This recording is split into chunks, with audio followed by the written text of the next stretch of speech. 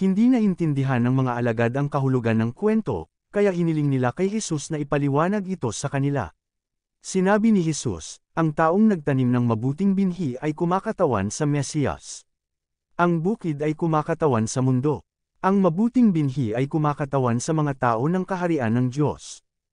Ang mga damo ay kumakatawan sa mga tao na kabilang sa masamang tao. Ang kaaway na nagtanim ng mga damo ay kumakatawan sa dyablo. Ang pag-aani ay kumakatawan sa katapusan ng mundo, at ang mga nag-aani ay kumakatawan sa mga anghel ng Diyos.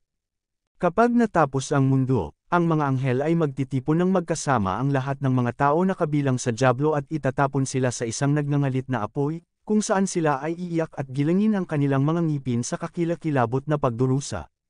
Kung gayon ang mga matuwid ay lumiwanag tulad ng araw sa kaharian ng Diyos na kanilang Ama.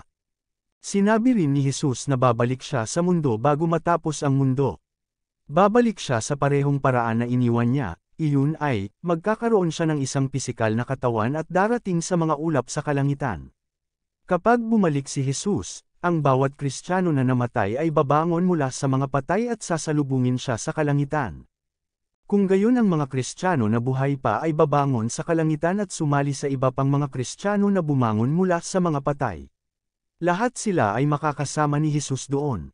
Pagkatapos nito, mabubuhay si Jesus kasama ang kanyang mga tao sa perpektong kapayapaan at pagkakaisa magpakailanman.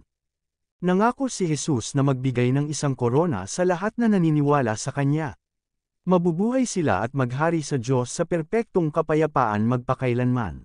Ngunit hahatulan ng Diyos ang lahat na hindi naniniwala kay Jesus. Itatapon niya sila sa impyerno, kung saan sila ay iiyak at gilangin ang kanilang mga ngipin sa paghihirap magpakailanman. Ang isang apoy na hindi lalabas ay patuloy na susunugan ang mga ito, at ang mga bulate ay hindi titigil sa pagkain sa kanila. Kapag bumalik si Jesus, ganap niyang sirain si Satanas at ang kanyang kaharian. Itatapon niya si Satanas sa impyerno kung saan susunugan niya magpakailanman, kasama ang lahat na pinili na sundan siya kaysa sumunod sa Diyos. Sapagkat sinuwi ni Adan at Eva ang Diyos at nagdala ng kasalanan sa mundong ito, isinumpo ito ng Diyos at nagpasya na sirain ito. Ngunit sa ilang araw ang Diyos ay lilikha ng isang bagong langit at isang bagong lupa na magiging perpekto. Si Jesus at ang kanyang mga tao ay mabubuhay sa bagong daigdig, at siya ay maghahari magpakailanman sa lahat ng umiiral.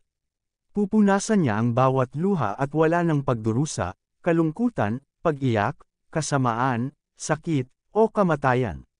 Si Jesus ay mamuno sa kanyang kaharian ng kapayapaan at hustisya, at makakasama niya ang kanyang mga tao magpakailanman. Guys, kung nagustuhan po ang videos nato, bisitahin ninyo ang Telso Llorente channel ko. Pa-like share naman guys. Follow natin at subscribe. And papindot na din ang bell.